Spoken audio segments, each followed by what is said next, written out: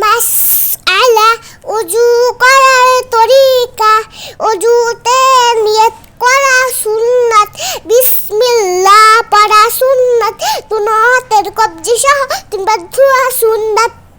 তিনবার মাসওয়াক করা সুন্নাত, তিনবার কুলি করা সুন্নাত, তিনবার নাকে পানি দেওয়া সুন্নাত, সমস্ত মুখ তিনবার ধোয়া সুন্নাত, ডান হাতের কুনি সহ তিনবার ধোয়া সুন্নাত, বাম হাতের কুনি সহ তিনবার ধোয়া সুন্নাত,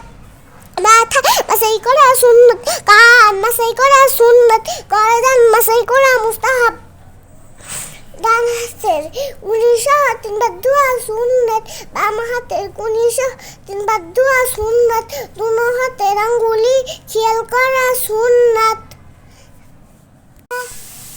সমস্ত মাথা একবার মাসাই করা সুন্নাত, কান মাসাই করা সুন্নাত, গর্দান মাসাই করা মুস্তাহাব, ডান পায়ের টাকলু সহ তিনবার ধোয়া সুন্নাত, বাম পায়ের টাকলু সহ তিনবার ধোয়া সুন্নাত, দুনো পায়ের আঙ্গুলি খেয়াল করা সুন্নাত, এরা দুনো পায়ের আঙ্গুলি খেয়াল করা সুন্নাত,